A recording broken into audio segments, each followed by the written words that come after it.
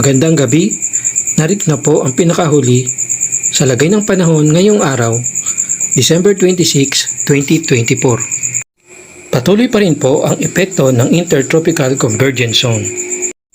Sa Mindanao at ngayon, nakakaapekto na rin ito sa Palawan. Samantalang Northeast Monsoon o Amihan naman patuloy pa rin ang epekto nito sa Northern Luzon. Asahan natin yung maulap na papawirin at kalat-kalat na pag-ulan, pagkidlat at pagkulog sa Mindanao, sa Negros Island Region, sa Central Visayas, sa May Leyte, Southern Leyte at Palawan. Dahil yan sa ITCC o Intertropical Convergence Zone. Yung Northeast Monsoon naman, patuloy yung maulap na papawirin na may mga pag-ulan sa Cagayan Valley at Cordillera Administrative Region. Para naman sa lagay ng panahon sa nalalabing bahagi ng bansa, mas magandang panahon kung saan sa may Ilocos Region may mga tsansa lamang na mga mahinang pag-ulan. Yung posible at sa Metro Manila at nalalabing bahagi ng bansa may tsansa na may localized thunderstorm. Sa kasalukuyan, wala rin naman tayong namomonitor na low pressure area or bagyo sa loob or malapit sa ating Philippine Area of Responsibility.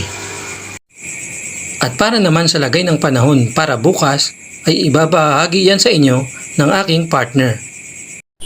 Salamat, partner. Ito naman ang lagay ng panahon para bukas. Posible po sa may extreme northern Luzon, pati na rin sa may Cordillera Administrative Region, epekto ng Northeast Monsoon. Yung maulap na papawirin at mga may pag-ulan. Samantalang shearline naman ang magdadala ng mga pag-ulan sa may silangang bahagi ng Cagayan Valley. At dito naman sa may Bicol Region, asahan din natin na posible yung maulap na papawirin, kalat-kalat na pag-ulan, pagkidlat at pagkulog. At para naman sa lagay ng panahon sa Ilocos Region, posible rin naman partly cloudy to cloudy sky at may mga tsansang mahinang pag-ulan. Kabilang na rin ang Metro Manila at sa nalalabing bahagi ng Luzon. Posible yung mga tsansa ng localized thunderstorm. Also, yung Palawan. By tomorrow, posible makaapekto yung ITCC. Kaya, posible rin maging maulan sa area nila.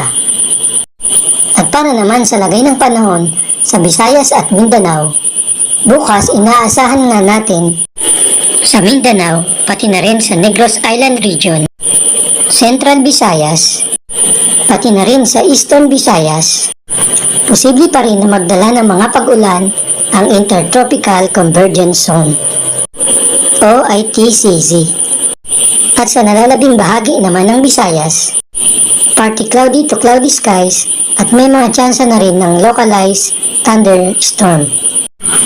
So ngayon hanggang bukas, may katamtaman hanggang sa malakas na pag-ulan sa Isabela, Apayao at Cagayan.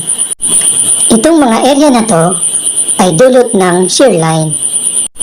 Samantala, posible rin naman ang katamtaman hanggang sa malakas na pag-ulan sa Dinagat Island, sa may Surigao del Norte, Surigao del Sur, Davao Oriental, South Cotabato, Davao Occidental, Sultan Kudarat, Sarangani, or Davao Occidental, Basilan, Sulu, at Tawi-Tawi. Kapag moderate to heavy ang pag-ulan, posible yung flooding sa mga low-lying areas, sa mga urbanized at near river. Bukas naman ng hapon hanggang Sunday ng hapon, meron tayong inaasahan na heavy to intense na mga pag-ulan dito sa may Cagayan. Ang araw ay lumubog kaninang 5:35 ng hapon at sisikat bukas sa ganap na alas 6:19 ng umaga. Hanggang dito na lamang po. Bye-bye!